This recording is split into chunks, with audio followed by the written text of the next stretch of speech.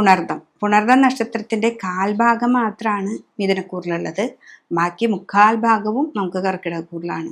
അപ്പോൾ ഈ കാൽഭാഗം മാത്രമുള്ള പുണർദം നക്ഷത്രക്കാരെ സംബന്ധിച്ച് കണ്ടകശനിയുടെ ഒരു കാലഘട്ടവും വ്യാഴമാണെങ്കിൽ ജന്മത്തിലുള്ള ഒരു വ്യാഴമാണ്. അപ്പോൾ ഈ ഒരു പുതുവർഷം മനസ്സിലാക്കി, അതായത് വിഷുഫലത്തെക്കുറിച്ച് മനസ്സിലാക്കുമ്പോൾ കണ്ടകശനി ആണെങ്കിലും മിഥുനക്കൂറുകാർക്ക് 9ാം ഭാവത്തിൽ ശനീശ്വരൻ നിന്നപ്പോൾ തന്നിട്ടുള്ളൊരു നല്ല ഭാവങ്ങളുണ്ട്, നല്ല അറിവുകളുണ്ട്.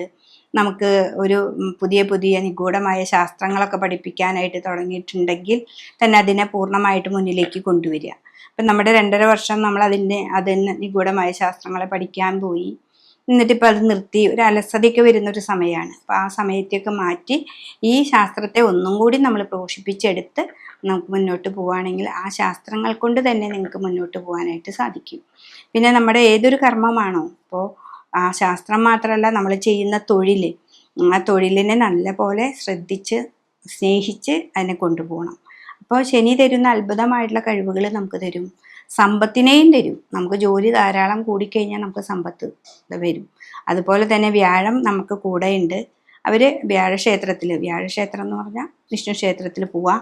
പിന്നെ മിഥുനൻ രാശിയായത് കൊണ്ട് ഹനുമാൻ ക്ഷേത്രത്തിൽ വെറ്റിലമാല സമർപ്പിക്കുക, ഗണപതിക്ക് കറുകമാല കൊടുക്കുക.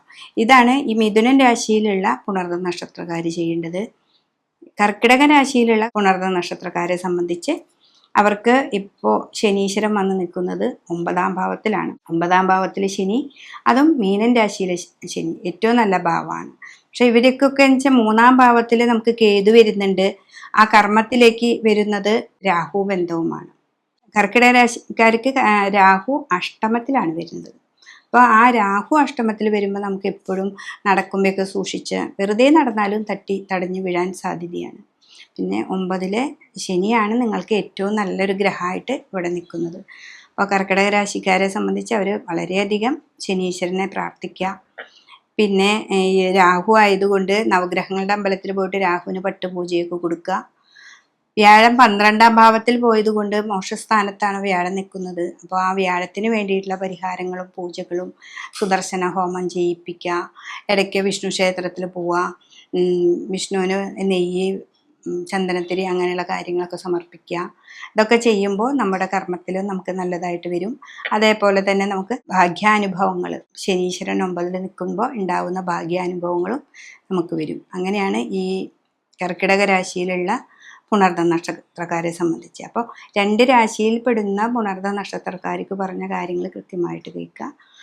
അതുപോലെ ശിവൻ്റെ അമ്പലത്തിലൊക്കെ പോയി അതിന് പറ്റത്തക്ക വഴിപാടുകളൊക്കെ ചെയ്ത് മുന്നിലേക്ക് പോകാനായിട്ട് ശ്രമിക്കുക.